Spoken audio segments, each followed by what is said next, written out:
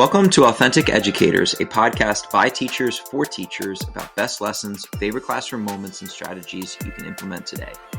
My name is Cody, and this week's episode is with Meghan MacConnell, a Spanish teacher at a large public high school in suburban Philadelphia. Meghan has 20 years of teaching experience and serves as the chair of her department.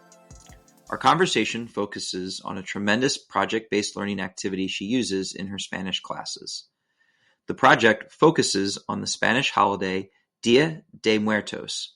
Her students create original ofrendas to honor departed members of their families and invites guests both to and from her school to take part in the celebration. We are thrilled to share our conversation with you and inspire authentic learning opportunities in not just Spanish classrooms. So a few weeks ago, Meghan, you and I were talking about this incredible project that you do for your foreign language students. I was hoping that you could explain to us what it is, what your inspiration was, and how that thing works, because I knew I was blown away by it, and I'm excited to hear more about it today. Sure. So basically the project is celebrating Dia de los Muertos, which is a Mexican tradition. And the idea behind this project for my Spanish students was just that they would get to take a field trip to Mexico. So I can't really take them there. So I was going to bring a little bit of Mexican. One day, maybe. Yeah, one day. That'd be great. But I was going to bring a little bit of a traditional, authentic holiday to them. And then we kind of explored how we could make those connections to their own family and their own life. Basically, the project is they set up a physical stack of boxes. They decorate it. They learn about the holiday through What this is the process. Holiday for listeners out there who don't know about Dia de los Muertos? People haven't seen Coco yet. Tearjerker. Yeah. So basically, the idea of the holiday is that the tradition in Mexico is that you're recognizing and honoring people who've passed away. So you're going to set out items either in the home or at the cemetery that bring that person joy. So it could be through food. It could be mementos. It could be little kind of tchotchke kind of things that remind you of that person or were that person's item. Mm-hmm. And you would set those things and tell stories about the person who's passed away. Great. So then in your class, you're creating that atmosphere? Yes. So they're building the actual project and then they bring it to school and then they set it up in a hallway in our school building and we invite the entire school to come and take a walk and take a look at all the projects. In addition to building the actual, what's called an ofrenda, that is the, where they would place the items to honor the person. They've written a paragraph where they explain why. Why did they include a little ceramic cat on it? Why did they include the fishing hook? Why did they include whatever memento they placed on the item? Sometimes they're items because they're traditional Mexican items. So It might be a mug of hot chocolate. And then sometimes it might be something that was more personal. Were you telling me that as part of the project, you have your students interview family members, or was that something that I'm misremembering? No, that's absolutely correct. So in order to understand a student's heritage and the people in their life who have passed away, they have to interview family members to find out the story about what did that person like to do. Oh, great. So sometimes they go back really far because they have the opportunity to do that. And some kids really don't know a lot about their grandparents. Mm-hmm. And so they literally just have a conversation with their parent about okay, who raised you? Sure.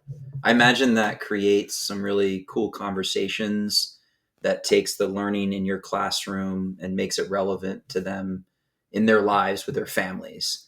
Have you heard any feedback from either students or parents or really anyone because the idea sounds amazing to me, but would sort of verify that from the experiences that you've had? Yeah. So it's the stories that I hear from the parents and the kids themselves, they become seniors. They come back and tell me that project really meant a lot to me. Sure. And the parents will send me an email. Hey, that project really meant a lot to our family. And that's kind of why I keep doing it. I think it is a lot of work in the sense that you have to prep the kids and chunk it and break it down step by step, week by week, mm-hmm. and check in with them and check in with the families and make sure that they're aware of what's going on and what they, can do to help the kids. Mm-hmm. And yeah, I think that's why I keep doing it. It's because we get so much feedback. And then the kind of ambiance in the school building is different that day because all the people that come to visit us, whether they're family members, administration, or teachers that bring students down, have this really cool visceral reaction to seeing all these very kind of precious mementos that are dedicated to someone who's passed away. And they see their students maybe in a different light. Whether we've had students that are honoring a parent that passed away. Oh, that's got to be tough. Or they're telling the story about the journey, the immigration journey of their grandparent. It's just really powerful. It's really cool. You said it's in the hall, right? It's like in the presentation hallway, is not specific to your classroom. Correct. We get it public, right? The idea is that this is a public celebration. We're out in public and we want to invite as many people to do it, which kind of gives the kids a little bit of, positive feedback right away that they have spent all this time working on this project, and then they get to share it. I was going to ask, so are there any parameters in terms of, but you sort of answered that, because I was going to ask, how far back can they go? Like, could it be great parents and they're now sort of learning about their history in a sense beyond just what they've been told? Yes, that is what I encourage them to do, because they can find out their story about their lineage a little bit. And then we take that and use those cultural comparisons in getting them ready for the AP exam in Spanish class. Yeah. So it's like this thing where we get them to learn about their own history so that they have something to compare to. What grade levels do you have experience doing this with? What grade levels could you see it applying to for listeners? I am the only teacher. So we have 6 Spanish teachers at our high school, and the other teachers kind of do different activities with Dia de los Muertos. And so this is something that I do with my students every fall. So if they have me, this is the activity that they do in the fall. So I've done it with groups from 9th through 12th. Okay. It does not matter the level. It's always the same project. And we do it with every age group. It's great. I think you could do it with middle school as well. And actually, I had a teacher tell me today, she's a chemistry teacher, and she was saying to me today, she's like, oh, I want to have my kids learn the history of these scientists. And I was just seeing a blog about how you could take the ofrenda and turn it into a cross-curricular activity. And I was like, wow. Great. That I'll send cool. my stuff to you. You can display them when we display ours. So you could do that for authors in an English class or significant historical figures. I imagine, though, the Spanish one, based on on your family, probably is the most intimate and the most personal. Yeah. But could apply to others as well. Speaking of that, do you have kids that own it in a sense and get really vulnerable with it? And have you had any, like, not that you need to reveal a specific thing, but it seems like the kind of thing that could lead to some pretty vulnerable or emotional moments? I think the student's vulnerability really comes when they realize they don't know the history of their family. Yeah. So that to me was always kind of the surprise. Like, who doesn't have the knowledge about where their families came from, what their grandparents' names are, when they came to the U.S. Wow. What was their background? What country did they come from? What were their traditions or their favorite foods? And sometimes that information is lost. And that's when they can get vulnerable. So when you have the presentation day, you're in the hall. Is it during your given class period, or are you able to ask for like an assembly type schedule with your school? Or is it just, period 1, your students present for period 1? Do you do it all in the same hall, or is it this hall for one class, that hall for another class? How would those logistics work if you want to do it with all of your periods? So we set it up the day before. Okay. And it's in the hallway, so it's ready to go the morning of. This year, I'm setting it up on the 30th. The 31st for us is a half day, which is great. And so I blast all the teachers an email, just kind of advertising what we're doing. Oh, nice. In case they, with those shortened blocks, we have block scheduling. Okay. But with those shortened blocks, it's great because they can do a warm up with their class and then come down and take a tour. And so great. My students are with me kind of just around to answer questions or give tours.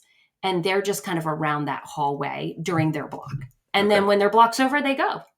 and they go on to their next class. So we have sometimes block 1, you might get more visitors than another block. Sure. But we just can go with it. Do you, this is my ignorance speaking here. You said you have like cardboard boxes. I mean, how big of a thing? Like I've seen in my school, the AP art demonstrations that they have in May and June, and those are miraculous. Are we talking like a big thing, or is it kind of like a diorama shape? What are you talking about in terms of the size of what they create? It's totally up to them. Okay. Typically, though, they're using shoe boxes, cereal boxes, Amazon boxes to build it. So it ends up being, fits on a table. Okay. We have tables all around the hallway, and they just set theirs up wherever they want. But we do one big ofrenda that is the community ofrenda. So can you tell me more about what a community ofrenda is? Yes, so we put a large table at the end of the hallway, and we all decorate it together. All of my classes, everybody contributes a little something to it. And it's a place where people who visit can place the name of somebody that they've lost in their life, somebody deceased. So they get the chance to actually take part in the holiday while they're there.